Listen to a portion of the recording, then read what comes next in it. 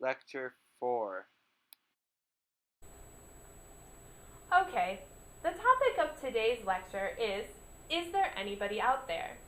And of course, by that phrase, is there anybody out there, I am referring to extraterrestrial life, to aliens, as many of you are sure to know.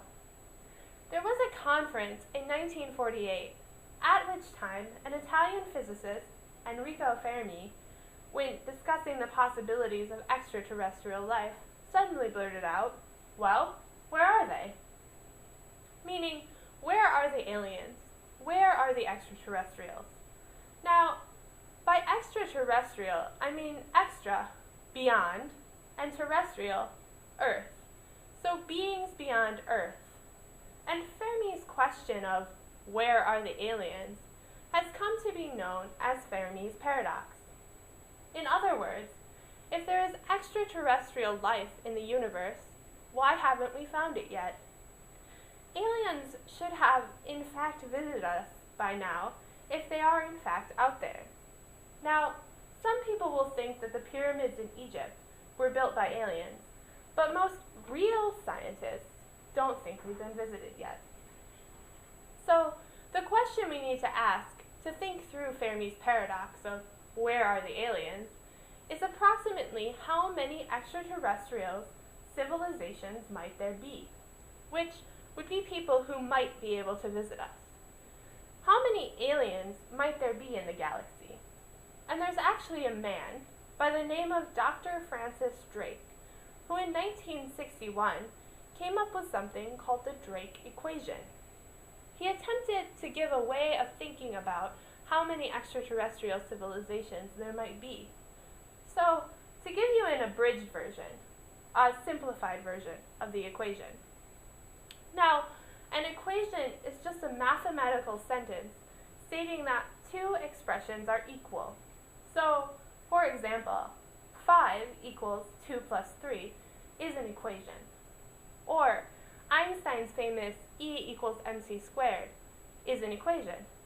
Now, the Drake equation is trying to answer the question of how many extraterrestrial civilizations are there in our galaxy. And you may want to write this down as I give it to you, because it will be on our exam. N equals n sub p times f sub life times f sub civ times f sub now. N stands for the number of civilizations in the Milky Way, our galaxy, equals n sub p. Sub p simply means a subscript p on the right side of the letter. F sub life, a lowercase f, is equal to the number of planets with life. Now, to have life, the planets must be in what's known as the habitable zone, an area of the solar system near the sun or a star where the conditions for supporting life exist. Often in astronomy, we refer to this as the Goldilocks zone, in reference to the story of Goldilocks and the Three Bears, where, as many of you will know, she kept trying all of the things that belong to the bears, from their porridge to their beds, until she found the item that was just right or best for her. In the solar system, we need the distance from the star to be just right in order for life to form on a planet. So we often look for planets in this Goldilocks zone as potential places for life to develop. For example, Venus, Earth, and Mars are thought to be in the Goldilocks zone of our solar system. Only the Earth has developed life so far. Now, f sub civ, the lowercase f signifying fraction, is the fraction of planets with civilizations. So civ stands for civilizations. So first you have to have planets, then you have to have planets with life. Then you have to have planets which develop civilizations. The final term, f sub now means the fraction of planets with civilizations that exist now. Because if someone is going going to try to visit us, their civilization has to be active now. If it perished many, many years ago, or if it hasn't developed a civilization yet, then it's probably not going to come visit us. So again, the Drake equation is basically the number of civilizations in the Milky Way equals the number of planets, n sub p, times the fraction of planets with life, f sub life, times the fraction of planets with civilizations, f sub civ, times the fraction of civilizations that exist now, f sub now. Okay, and this is known as the Drake equation. Now, Drake himself estimated that there are about 10,000, what he would call, communicative civilizations in the Milky Way. So, 10,000 possible civilizations that are able to contact us. Which brings us back to Farabi's paradox, which we mentioned at the beginning.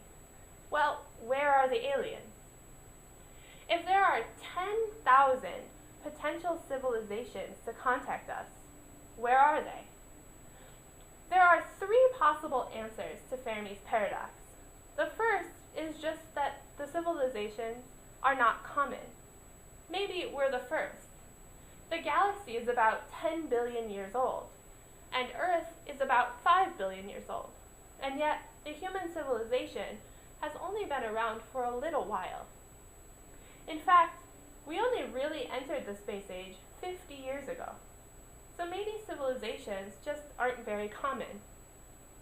Or maybe because civilizations aren't so common, lots of star systems remain unexplored. So maybe there are alien civilizations out there, but they just haven't gotten around to exploring our neighborhood yet. So that's just the first possible answer. The second possible answer is that these civilizations, these extraterrestrial civilizations, don't leave their home worlds. And there might be two reasons for this. One, maybe they're just uninterested in interstellar travel. We've only been to the moon, and as a matter of fact, some people are even saying that maybe we shouldn't even send a man on space explorations anywhere. Maybe we should just have robots and things. So maybe people just are uninterested in space travel. Or the second reason, a bit darker possibly, is that maybe civilizations destroy themselves before they achieve interstellar travel. And again, just looking at ourselves, we have the capacity for space travel, but we also have the capacity for massive world destruction with nuclear weapons and things. So maybe civilizations that could have visited us already have already destroyed themselves. The third possible answer, which in my mind is the most interesting, is that civilizations exist, but maybe they're leaving us alone on purpose. That is, there is someone out there, there are aliens out there, and they have decided that we're just not interesting enough to visit. Maybe we are not evolved enough to be interesting. For example, would you travel to Alaska to look at some bacteria? To try to communicate with bacteria? Well, probably not. It's probably not very interesting. There's more interesting places to go. For that reason, maybe there are civilizations that exist, but maybe they're just waiting until we develop further. That was a bit about Fermi's paradox and the Drake equation. Please answer the questions found on the internet browser for this lecture. You will have 5 minutes to complete the questions before the next lecture starts. Submit your answers, but do not go beyond the next page until the following lecture is finished.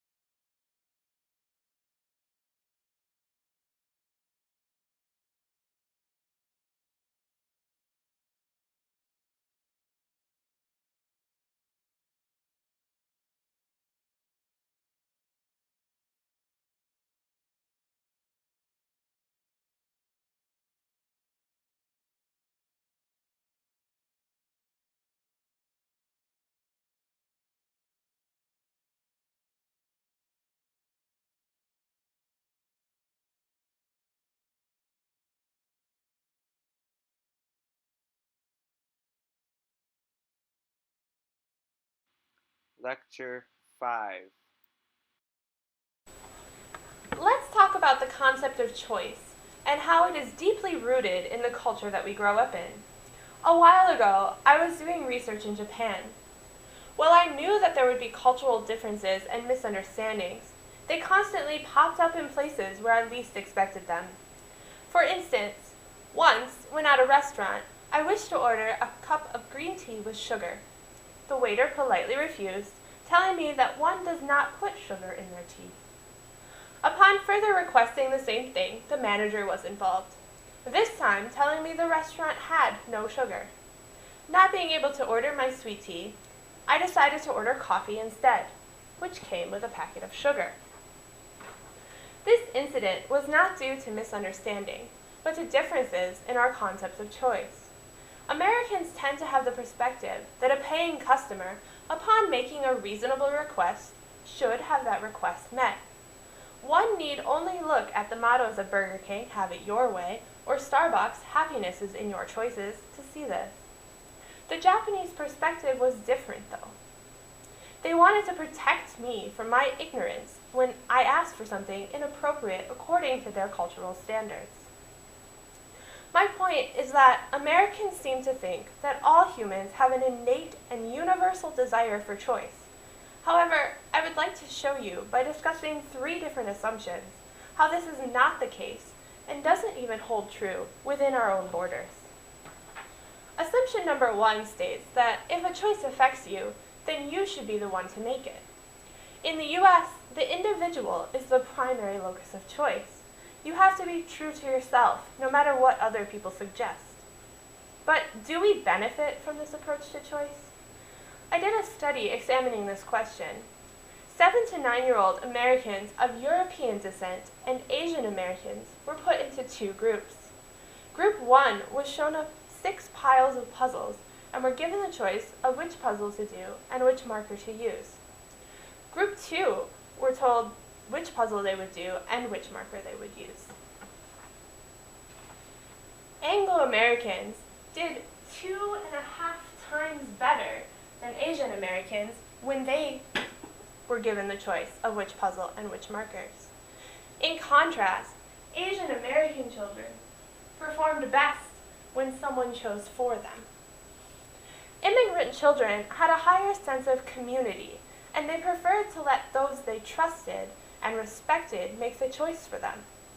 Thus, our first assumption only holds for those whose culture encourages a self that is clearly separated or divided from others. Those who come from a culture that values collective choices may find individual choice might have a negative effect on performance. Assumption 2 says, the more choices you have, the more likely you are to make the best one. Stores like Walmart have 100,000 different products, and Amazon.com has 27 million different books. You'll surely choose the best product or book when all of the possibilities available. However, if we test this assumption, we see that this isn't necessarily the case. In one study, a person interviewed in Eastern Europe who were residents in formerly communist countries. The people were offered a set of 7 different drinks, including Coke, Diet Coke, Sprite, so on. During the first session, participants made comments saying that the drink choice did not matter. It was all just soda to them. Asking them how many choices there were among the drinks, they all said there was just 1. When juice and water were added to the 7 soda choices, they said that they had 3 choices: juice, water, and soda.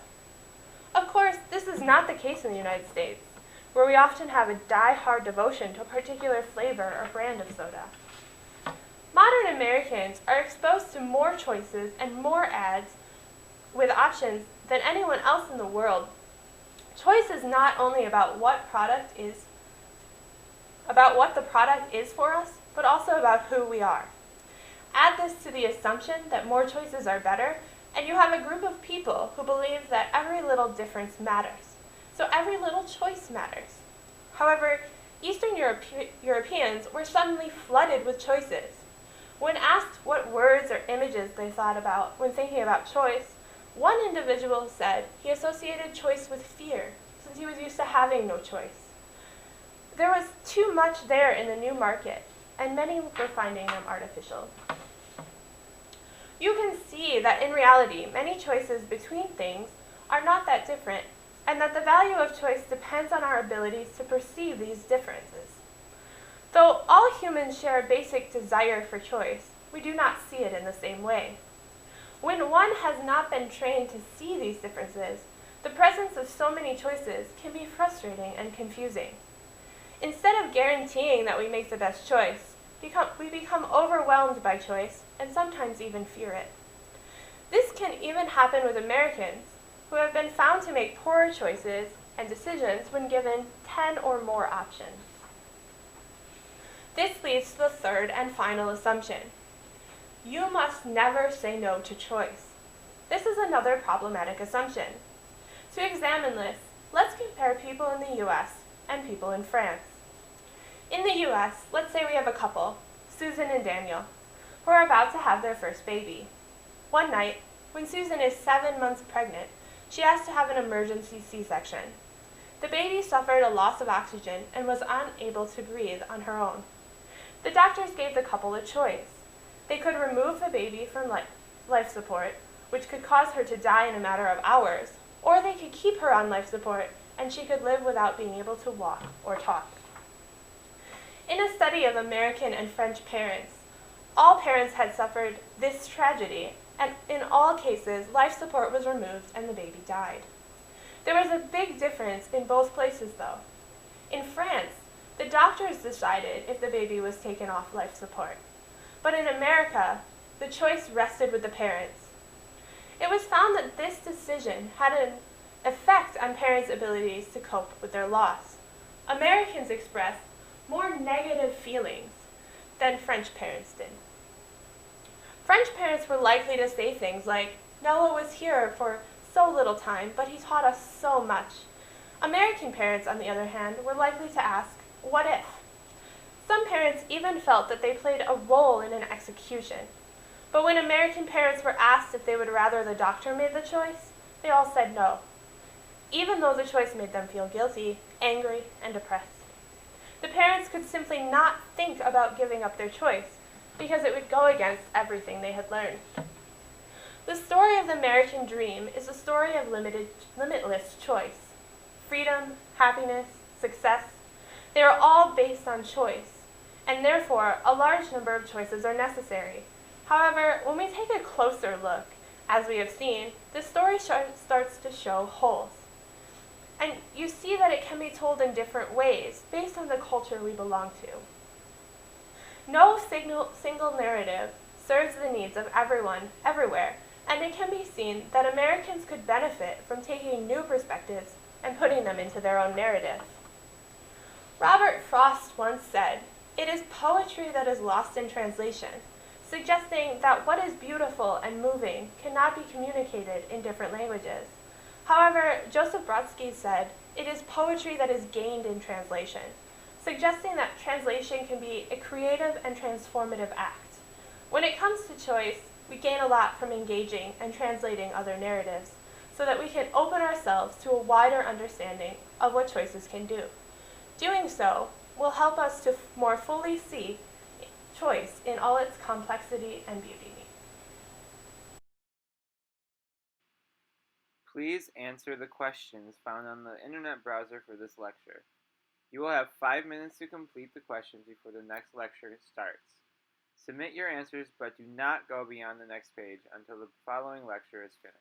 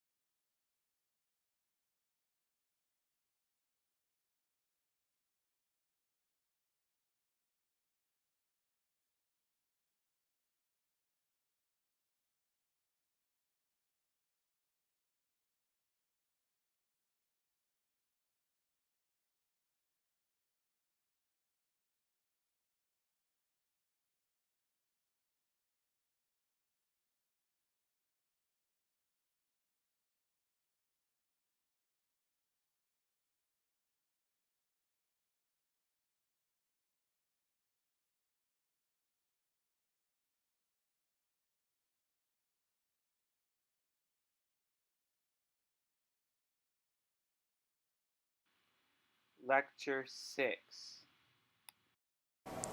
Today, we're going to discuss what it means for a person to be good or just from two different philosophical backgrounds, classical philosophy and deontology. If we're going to discuss goodness and justice, what makes an individual good or a society just or virtuous, then we need to start with the ancient Greeks. So we'll start with Plato's philosophy.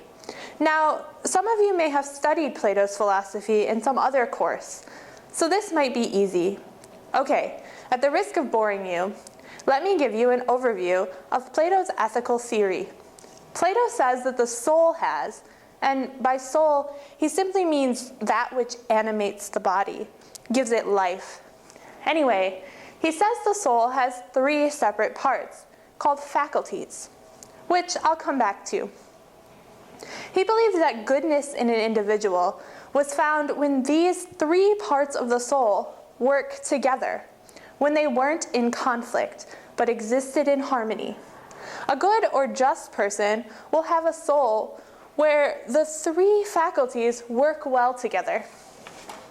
So how does he arrive at that analysis? Well, he starts out in his very famous work, The Republic, by saying that it's very difficult to get a grasp on what the individual soul looks like. So, to get some idea of what the individual human soul is like, he says we should study the structure of society. What kinds of people and activities every society has to have. He argues that every society has to have three groups of people: workers, soldiers, and leaders. And each has sort of a defining characteristic. Every society has to have workers, like farmers or people who work in factories, producing all the things that we need for everyday life. And according to Plato, the key feature of workers is that they're focused on their own desires or appetites, interested in satisfying the needs of the body. So workers are associated with desire. Now, if you live in a society that has a good amount of wealth, good agriculture, good industry, other societies are probably going to try to take it. So you need a class of soldiers who are supposed to protect the state from external threats. These soldiers are going to be in dangerous situations quite frequently, so you need people with a lot of spirit, an emotional type of individual. Emotion is what characterizes that group. And then Plato says that the third group you need is leaders. Their main role will be to think rationally, to use their reason or intellect to make decisions. As decision makers, leaders determine what the state is to do, how the affairs of the citizens are to be run. Plato then asks himself, okay, assume we've got such a society with these three groups. When will this society be a good and just society? Well, you can only have a good society when its three parts are working well together, each doing its proper thing. And Plato believes this can only happen if workers and soldiers learn moderation or self-control. But why? Why do workers and soldiers have to learn self-control? Well, how can a society flourish if the workers and soldiers don't control their desires and emotions? Plato thinks that if they aren't under control, workers will sleep too much and play too much. So they're not going to get their jobs done. And soldiers need to channel their high-spiritedness in a certain direction, precisely by being courageous. But you're not going to get that automatically. You need to teach them this kind of moderation. So you need an educational system that will first of all train leaders so that they'll make good decisions, so that they'll know what's wise. Then make leaders responsible. Turn over to them the education of the two other groups. And through education, build a society so that workers and soldiers learn to use their intellect to control their desires and emotions. If you had all that, for Plato, you'd have a good or just society. Now, take that picture, that social political picture, and apply it to the individual person. You remember that soul, that it consists of three separate parts or faculties? Can you guess what they are? Desires, emotions, and intellect.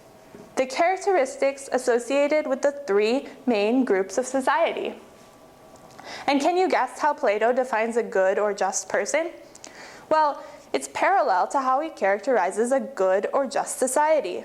The three parts have to be in harmony in each of us. Our desires and emotions often get the better of us and lead us to do foolish things. They're in conflict with the intellect. So, to get them all to work together, to coexist in harmony, every person needs to be shaped in some way, in the same way that we've shaped society. Through the educational system, individuals must be educated to use their intellect to control their emotions and desires. That's harmony in the soul, and therefore results in a moral, good, or just person. What about other philosophical traditions, though? How do they define goodness? If we fast forward to the mid-18th century, we can see a clear difference in the way philosophers thought of goodness. At this time, we had Immanuel Kant and the philosophy of deontology. In deontology, the philosophy no longer examines the soul, but rather the actual acts that a person performs. Kant stated that a person is good based on two things.